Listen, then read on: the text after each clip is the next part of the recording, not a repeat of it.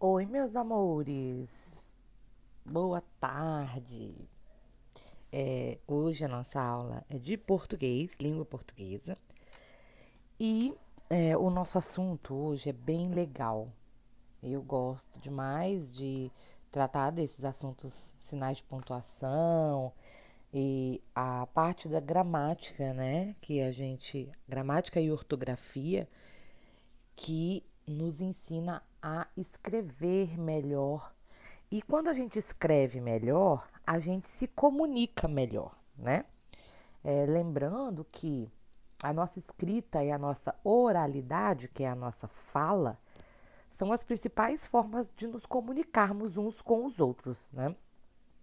Então é importantíssimo que a gente tenha conhecimento, né? E a gente saiba quais são as funções de todos os caracteres, de todas a gramática, né?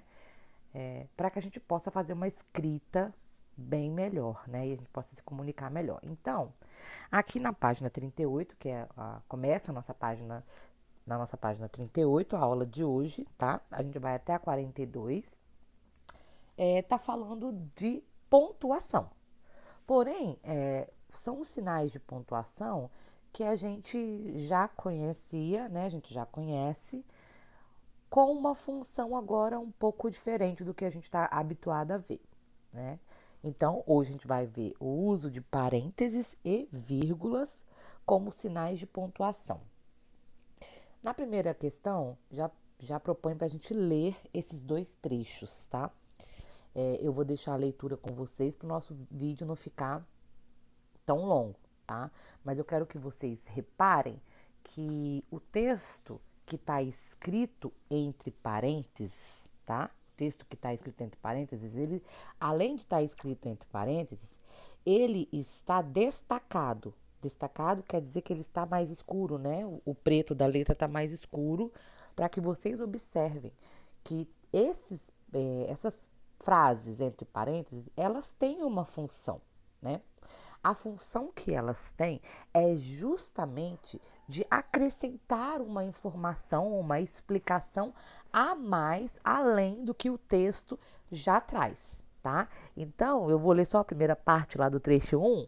Os pratos típicos usam pato e peixe pirarucu, uma herança dos índios. Está explicando pra gente que esses pratos típicos que usam pato e peixe pirarucu, eles são herdados da cultura dos índios. Então, tá vendo que uma frase entre parênteses proporcionou pra gente uma explicação a mais, né? Então, eu sei que a gente herdou esse hábito cultural de usar pato e peixe nos pratos, né, da cozinha, na culinária, herdamos dos índios, da cultura dos índios. A mesma coisa lá no trecho 2, ó.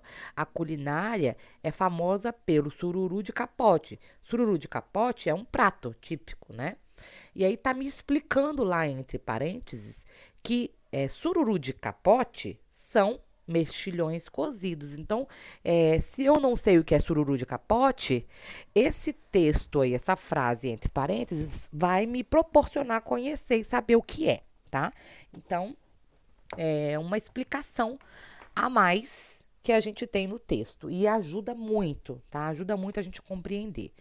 Descendo aqui para a letra A, o enunciado pede para que a gente complete o quadro, né? Esses textos, essas frases que estão entre parênteses, estão se referindo a quê? Então, lá no trecho 1, vou subir mais um pouquinho para a gente conseguir ver tudo, né?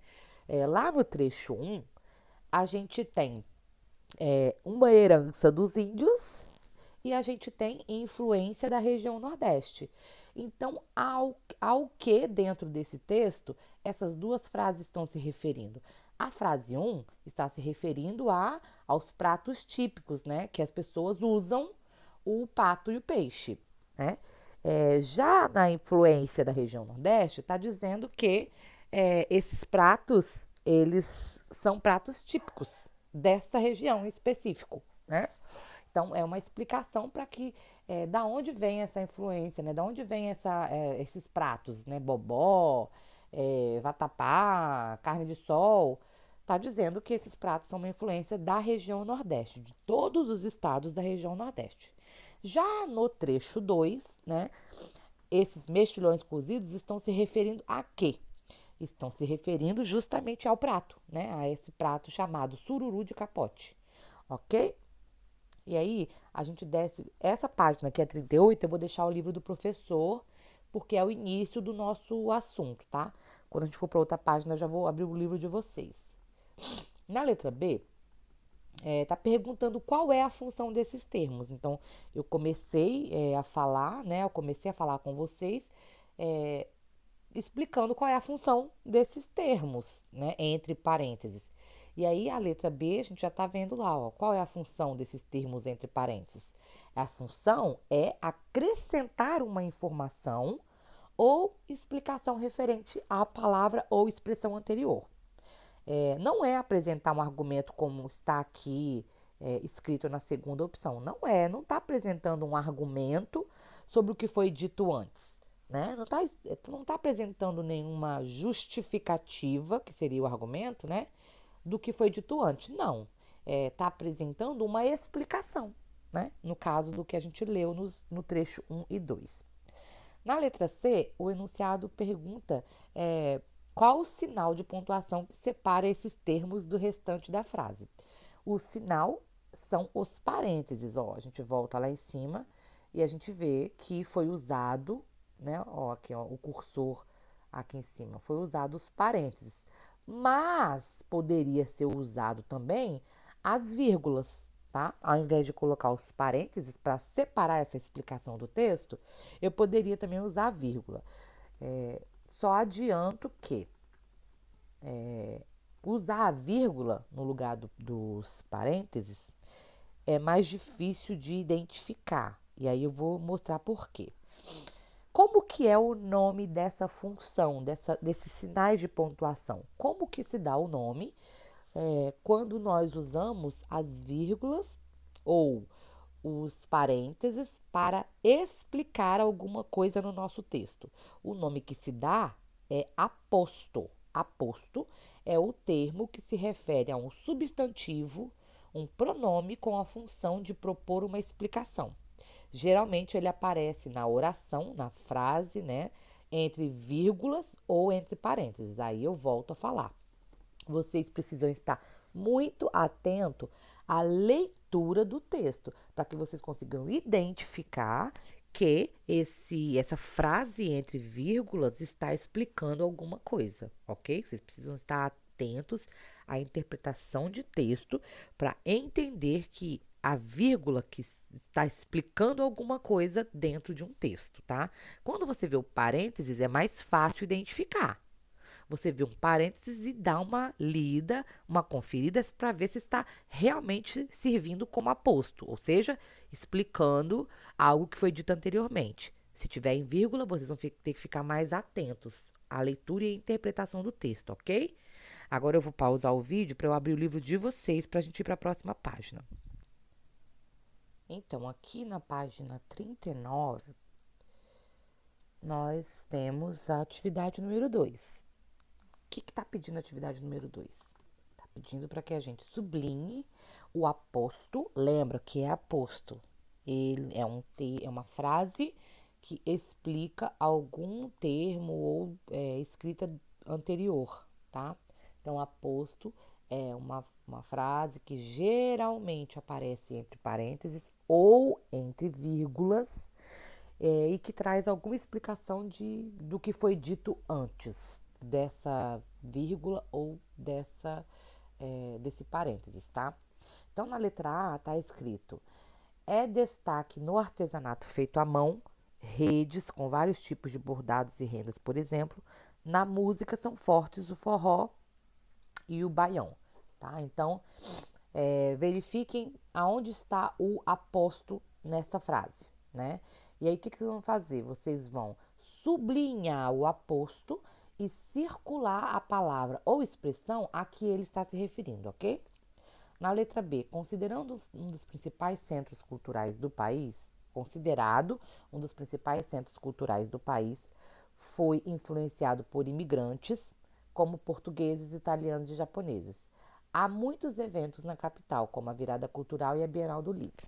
Tá? Então verifiquem aonde está o aposto nessa frase e sublinhem, né? Grifem, né? Passam um lápis embaixo. E circule o termo ou expressão que está sendo explicado no aposto, ok? Na letra C, a Mumbuca, comunidade de descendentes de escravos saídos da Bahia, com tradição no artesanato. Mesma coisa, grifem, sublinhem onde está o aposto e circule ao que ele se refere, tá? Lembra que vocês podem encontrar o aposto tanto entre parênteses quanto entre vírgulas, ok? Aí a gente vai aqui para a questão 3 sem pausar o vídeo. Vou baixar aqui. Reescreva as frases acrescentando um aposto que deve vir entre vírgulas ou entre parênteses e explicar um termo anterior. Então, vocês vão criar, talvez aqui na questão 3, quinto ano, vocês precisem pesquisar, tá? Clica na internet, no Google e vê algo que vocês poderiam usar para explicar, através de um aposto, alguma coisa das frases que estão aqui. Vou dar o exemplo da primeira. A culinária nordestina é rica em temperos. Então, a minha sugestão é, ou vocês podem explicar o que é culinária nordestina, ou vocês podem explicar o que significa temperos, por exemplo, tá? E aí vocês vão reescrever essa frase, né? Vou dar o exemplo. A culinária nordestina, aí vocês abrem um parênteses ou uma vírgula e expliquem, principalmente na Bahia, por exemplo, e fecha o aposto com o parênteses ou a vírgula, né? Então ficaria: a culinária nordestina, principalmente na Bahia, é rica em temperos, tá? Vocês vão me desculpar, mas hoje o vídeo vai sair com um monte de fungada porque a tia Lani tá gripada. Mas vamos lá. B. A dança é conhecida em todo o Brasil. Então vocês podem explicar qual dança é conhecida em todo o Brasil, né? Ou vocês podem explicar em todo o Brasil, mas principalmente em qual lugar do Brasil, tá? Aí é com vocês. E assim sucessivamente, tá bom? Eu vou passar. Agora eu vou pausar pra gente passar de página, ok? Aqui na página 40, a gente tem um trabalho, tá? A Jalane tá indicando essa atividade dessa página como um trabalho valendo nota, tá? E para ser feito no caderno. O nosso gênero textual da vez é o verbete, né? Lembra que a gente leu um pouco sobre o gênero textual, lemos onde esse gênero textual ele aparece, que é ou no dicionário ou na enciclopédia, pode ser impresso quanto pode ser digital, né? E ele nos apresenta significados, classes gramaticais, funções, aplicações em frase das palavras, né? E aí tem alguns termos que a gente utiliza para construção de um verbete, certo? Aqui a gente tem um verbete de vatapá. O que é vatapá? Vatapá é um prato típico da cozinha afro-brasileira. Tradicionalmente, ele é feito com peixe ou camarão, fubá, azeite de dendê e pimenta malagueta.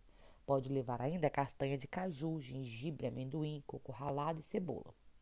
Segundo pesquisa feita pelo folclorista Luiz da Câmara Cascudo, o vatapá chegou ao Brasil por intermédio de escravos iorubás com o nome de ebatapá, na língua dos iorubás, né? O compositor baiano Dorival Caymmi imortalizou a receita do prato do vatapá numa música chamada Vatapá, que começa assim: quem quiser vatapá ou que procure fazer, primeiro o fubá, depois o dendê. A homenagem de Caymmi confirma a importância que a iguaria tem para o povo da Bahia. Atualmente ele é consumido por muitas cidades brasileiras.